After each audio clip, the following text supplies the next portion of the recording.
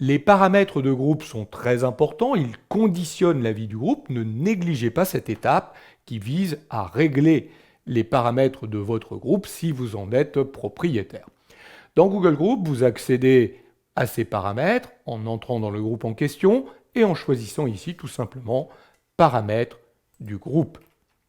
Je suis à l'intérieur des paramètres. Notez qu'il y a énormément de paramètres. Vous voyez, je fais glisser ici toutes les options. Vous voyez qu'il faut prendre le temps pour gérer correctement tout cela. Pour vous faire gagner du temps, on a géré différentes catégories générales, confidentialité des membres, règles de publication, options de messagerie, modération, pour terminer, la suppression du groupe. Alors, l'ensemble de ces paramètres sont également accessibles au gestionnaire du groupe.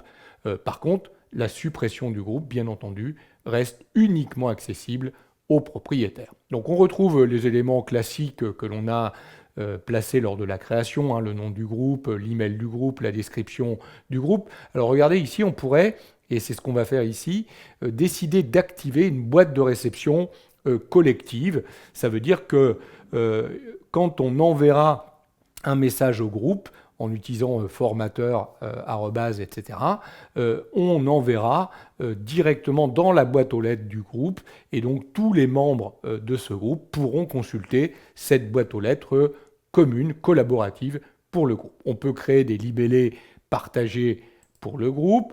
On va pouvoir indiquer qui peut voir le groupe, qui peut le rejoindre. Ça, on l'avait fait lors de la création, donc je n'y reviens pas. On va retrouver la confidentialité des membres. Vous voyez qu'on a ici la possibilité d'indiquer qui peut contacter les propriétaires du groupe, qui peut afficher l'adresse email des membres. Donc vous voyez, à chaque fois, on va pouvoir, en utilisant cette petite réglette, indiquer le niveau de confidentialité. Les règles de publication: autoriser les publications par email, autoriser les publications de messages sur le web. Donc vous voyez, à chaque fois, on active, on désactive les options. Historique de conversation. Donc vous voyez que vous avez ici, je ne vais pas passer en revue toutes les propriétés, tous les paramètres, mais n'hésitez pas, évidemment, à regarder l'ensemble de ces paramètres qui sont fondamentaux et qui vont modifier évidemment les éléments accessibles au groupe. Une fois que vous avez terminé l'ensemble de ces options, vous enregistrez bien évidemment les modifications. Prenez le temps qu'il faut, passez en revue l'ensemble de ces paramètres, réglez comme il se doit les paramètres de votre groupe.